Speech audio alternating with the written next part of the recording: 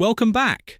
Today, we turn our attention across the Atlantic to one of the most fascinating yet ill-fated experiments in American railway history, the General Motors Aerotrain. Launched in the mid-1950s with great fanfare, the Aerotrain was intended to breathe new life into passenger services at a time when railways were rapidly losing ground to motor cars and jet aircraft. Styled like no other train of its era, it promised to be modern, economical, and fast. Yet, despite its futuristic appearance, it proved to be a costly disappointment. To understand the Aerotrain, one must first appreciate the climate of post-war America. By the early 1950s, the traditional passenger train was in steep decline. Private automobiles offered independence, while air travel provided unprecedented speed over long distances. The railroads, once the backbone of American transport, were struggling to compete. It was here that General Motors, already a dominant force in both the automotive and locomotive industries, sought to intervene. They proposed an entirely new concept, a lightweight, stylish train that could be built and operated at lower cost, yet capture the public imagination.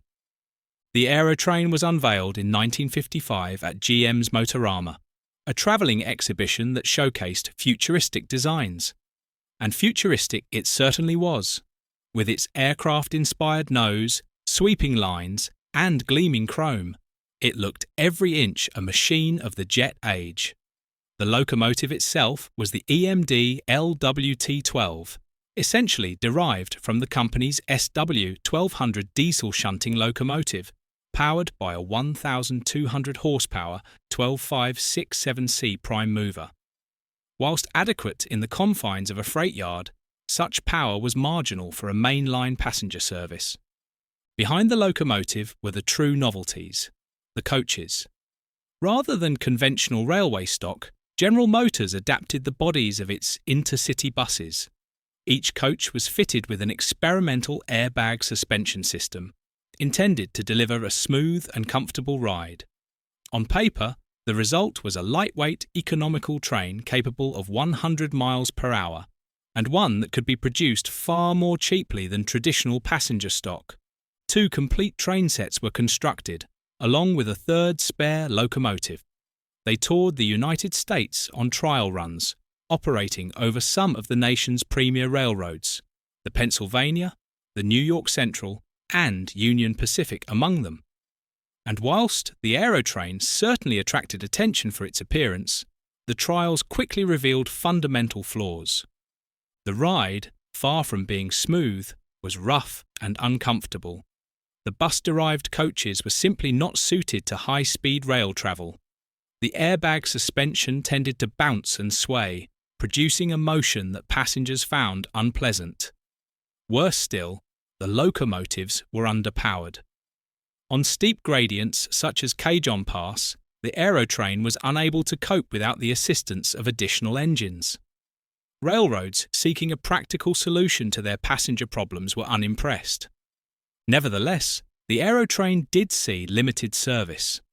Union Pacific employed one set on its City of Las Vegas service in 1956, but it was withdrawn within a year, its deficiencies having become all too apparent. Eventually, both train sets were sold to the Rock Island Line, where they were relegated to commuter duties around Chicago. There, operating at more modest speeds of around 60 miles per hour, they gave several years of service before being retired. It was a humdrum existence for a train once hailed as the future. In the end, the Aerotrain's failure can be attributed to 3 principal factors. It was underpowered, its coaches were uncomfortable, and its supposed economy proved illusory once the need for helper locomotives and maintenance difficulties were taken into account. What had begun as a glamorous concept was, in practice, quite unsuited to the demands of American railroading. Yet, despite its failure, the Aerotrain retains an enduring fascination. It was, after all, a striking example of mid-century optimism, when designers genuinely believed that modern styling and clever engineering could solve the decline of the passenger train. 2 of the locomotives survive to this day, One is preserved at the National Railroad Museum in Green Bay, Wisconsin, and the other at the National Museum of Transportation near St. Louis, Missouri. They stand today as relics of a bold, if misguided, attempt to marry automotive design with railway practice. The Aerotrain was not the future of passenger travel, but it remains a compelling story, a reminder that railway history is filled not only with triumphs, but also with experiments that failed to live up to their promise. If you've enjoyed this exploration of the General Motors Aerotrain, do please give the video a like, share it with those who share a passion for railway history, and subscribe to the channel for more in-depth looks at the locomotives and trains that shaped, and sometimes misshaped, the course of rail transport. Thank you for watching, and I look forward to seeing you next time.